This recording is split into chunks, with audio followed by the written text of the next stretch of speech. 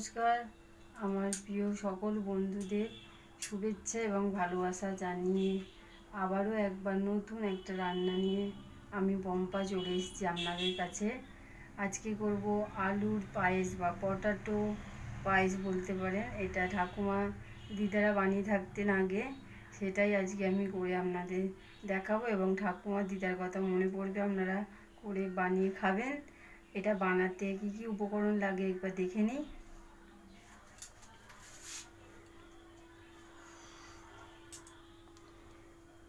এখানে লাগছে দুধ, আলু ভাজার জন্য ঘি, চিনি, একটু নুন, এলাচ, কাজু, কিশমিশ আর তেজপাতা। এখানে আমি একটাই বড় দেখে আলু নিয়েছি। আলুটাকে আপনারা সরু সরু করে কেটে নিতে পারেন বা গ্রেটারের সাহায্যে ঘষেও নিতে পারেন, যেটা খুশি দু রকমই ভালো হয়। বন্ধুরা আলুটা আমি জিরি করে গ্রেটারের সাহায্যে গ্রেটারের সাহায্যে কেটে অনেকবার 2-3 বার ধুয়ে নিয়েছি। এবার কড়াইটা বসিয়ে দেবো গ্যাসে। বন্ধুরা কড়া গরম করে আমি ঘি দিয়ে দিয়েছি 1 চামচের মতন। দিয়ে এবার আলুগুলো হালকা ভেজে নেবো, লাল হবে না যেন। লাল হলে কিন্তু হবে না, সাদাই থাকবে।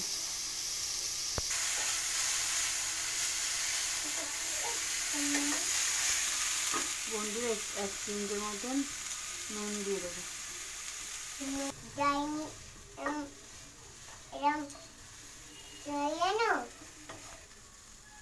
বন্ধুরা এই যে আমার ছেলে চলে এসছে, কাজু কিশমিশ খেয়ে নিচ্ছে আমার পায়েসে।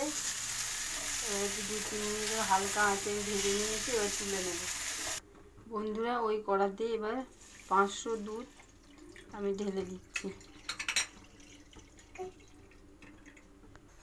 বন্ধুরা এবার দুধটা, এলাচ, তেজপাতা এগুলো দিয়ে দেবো। বন্ধুরা এবার কাজু কিশমিশ দিয়ে দেবো।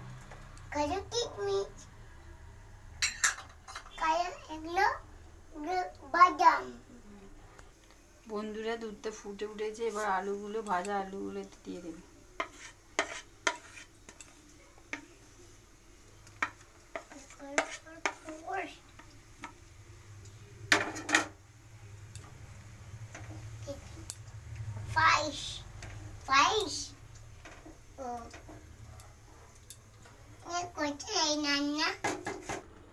বন্ধুরা দেখুন 15-20 মিনিট দুধের সাথে আলুটা আমি সিদ্ধ করে নিয়েছি।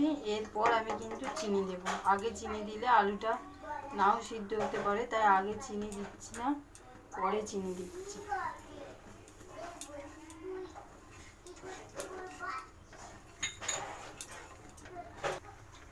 বন্ধুরা চিনি দিয়েছি, আর চিনি একটু কম হয়েছিল, আরও 2 চামচ আমি দিয়েছি চিনি। আর আমার কাছে অল্প একটু খোয়া ক্ষীর ছিল, সেটা গ্রেটারের সাহায্যে ঘষে দেবো। আমি বাড়িতেই বানিয়েছিলাম।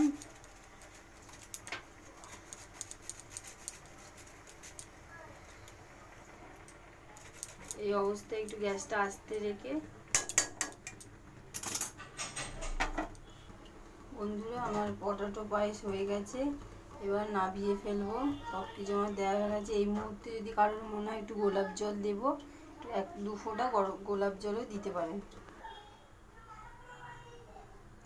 বন্ধুরা আমার potato payesh ready and serve করে দিয়েছি। দেখুন কত সুন্দর, খেয়ে মনে হবে না যে আলু আছে, এটা অন্য কিছু ভাববে লোক করে। সবাই খাওয়াবেন।